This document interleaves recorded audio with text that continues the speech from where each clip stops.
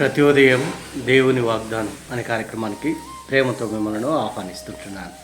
ఈ ఉదయకాల సమయంలో దేవుడు మన కొరకు ఏర్పాటు చేసినటువంటి వాక్య భాగము ద్వితీయోపదేశ కాండము 31వ అధ్యాయము 3వ వచనాన్ని ధ్యానించుకుందాం. ద్వితీయోపదేశ కాండము 31వ అధ్యాయము 3వ వచనాన్ని ధ్యానించుకుందాం. నీ దేవుడైన యెహోవా నీకు ముందుగా దాటిపోయి ఆ జనములను నీ ఎదుట నుండకుండా నశింపచేయును. క్రీస్తునందు ప్రేమైన దేవుని బిడ్డలారా, ఈ ఉదయకాల సమయంలో పరిశుద్ధాత్మ దేవుడు మనకిస్తున్నటువంటి వాగ్దానము, నీ దేవుడైన యెహోవా నీకు ముందుగా దాటిపోయి ఆ జనములను నీ ఎదుట నుండకుండా నశింపజేయును. ఈ యొక్క వాగ్దానాన్ని దేవుడు మనకును మన కుటుంబాలకును ఆశీర్వాదకరముగాను దీవెనకరముగాను మార్చునుగాక. ఈ యొక్క మాటల్లోని ఆత్మీయ సత్యాలను ఆత్మీయ అర్థాలను మనం గ్రహించినట్లయితే, మోషే ప్రవక్త ఇశ్రాయేలు యొక్క ప్రజలను ఉద్దేశించి దేవుడు మోషేతో మాట్లాడుతున్నటువంటి మాటలు. మరి దేవుడు వాగ్దానం చేసినటువంటి భూమి, పాలు తేనెలు ప్రవహించేటువంటి దేశాన్ని నీ సంతతికి ఇస్తానని అలనాడు దేవుడు అబ్రహాముతో చేసిన ప్రమాణాన్ని బట్టి ఇశ్రాయేలు యొక్క ప్రజలను ఐగుప్తు దేశంలో నుండి మోషే నాయకత్వంలో వారు బయటకు వచ్చారు. అరణ్య యాత్రలో 40 సంవత్సరములు వారు ముందుకు కొనసాగినట్లుగా మనం చూస్తూ ఉంటున్నాం. అంత మాత్రమే కాదు, కానీ ఈ 40 సంవత్సరములు అరణ్య యాత్రలో దేవుడు అనేక రీతిలుగా వారికి తోడుగా ఉంటున్నాడు. అనేక రీతిలుగా వారి అవసరతలను వారి అక్కరను సంధిస్తూ మరి తీరుస్తూ ఉంటున్నాడు.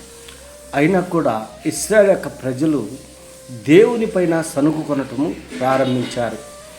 మోషే పైన మరి సనుక్కొనటము ప్రారంభించారు. వారి భౌతిక అవసరతలను బట్టి, వారికి మరి ప్రాథమిక అవసరతలను బట్టి మోషేను నిందించారు. మరి అలాంటి సందర్భంలో దేవుడు మోషేతో మాట్లాడుతూ ఉంటున్నాడు. అందుకే మొదటి వచనంలో మనం గమనించినట్లయితే, మోషే ఇశ్రాయేలు అందరితో ఈ మాటలు చెప్పుట చాలించి వారితో మరలా ఇట్లనెను, నేడు నేను 120 ఏండ్ల వాడనై ఉన్నాను. ఇక మీదట నేను వచ్చుచూ పోవచ్చు ఉండలేను. యెహోవా ఈ యొర్దాను దాటకూడదని నాతో సెలవిచ్చెను. మరి ఆ అరణ్య యాత్రలో వారు కానాను వైపు నడుస్తున్నటువంటి సందర్భంలో దేవుడు మోషేకి ఒక మాటను ఇచ్చాడు. యోర్దాను నది నువ్వు దాటుటకు వీలు లేదు అని దేవుడు సెలవిచ్చాడు.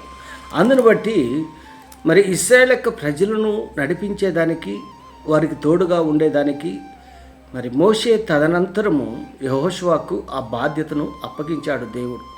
అటువంటి సందర్భంలో మరి అప్పటికే 120 సంవత్సరంలో అయినటువంటి మోషే వారితో ప్రయాణం చేయుటకు మరి దేవుడు అవకాశం ఇవ్వలేదు. ఎందుకనగా దేవుని యొక్క చిత్తము అంతవరకు ఐగుప్తులో నుండి వారు అరణ్య యాత్రలో 40 సంవత్సరాలు నడిచేదానికి మాత్రమే మోషేకి మరి సెలవిచ్చి ఉంటున్నాడు. ఆ యోర్దాను నది దాటొద్దు అని దేవుడు సెలవిచ్చాడు. మరి ఆ యొక్క చరిత్రను మనం గమనించినట్లయితే ఎందుకు మరి దేవుడు మోషేకు ఆ యొక్క ఆజ్ఞ ఇచ్చాడు అనేది మనం గమనించినట్లయితే అనేక ఆత్మీయ సత్యాలు ఉంటున్నాయి. దేవుని యొక్క చిత్తము అది యెహోషువ ద్వారా ఆ యొర్దాను నది దాటి ఆ యొక్క పాలు తేనెలు ప్రవహించేటువంటి కానాను దేశం చేరాలని దేవుని యొక్క చిత్తమై ఉంటున్నది.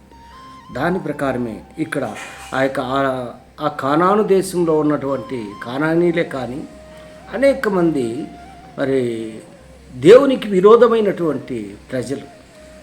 అందుకే వారిని అంటున్నాడు, నీ దేవుడైన యెహోవా నీకు ముందుగా దాటిపోయి ఆ జనులను నీ ఎదుట నుండకుండా మరి నశింపజేయును. నీవు వారి దేశమును స్వాధీనపరుచుకుందువు. యెహోవా సెలవిచ్చి ఉన్నట్లు యెహోషువ నీ ముందుగా దాటిపోవును. దేవుడు ఇక్కడ మోషేకి ఇస్తూ ఉంటున్నాడు. యెహోషువ వారిని నడిపిస్తాడు. ముందుగా ఇశ్రాయేలుకు ముందుగా యెహోషువ నాయకుడిగా ఉంటాడని దేవుడు సెలవిస్తూ ఉంటాడు. క్రీస్తునందు ప్రియమైన దేవుని బిడ్డలారా, మరి దేవుడు మోషేకి ఏ రీతిగా అయితే తోడుగా ఉంటున్నాడో యెహోషువకు కూడా అదే రీతిగా దేవుడు తోడుగా ఉంటున్నాడు. దేవుని యొక్క మరి చిత్తానుసారముగా యెహోషువ ముందుకు కొనసాగినట్లుగా మనం చూస్తుంటున్నాం. ఈ యొక్క మాటలు మన జీవితాలకును మన కుటుంబాలకును దేవుడు ఆశీర్వాదకరముగా మార్చునుగాక. ఆమేన్.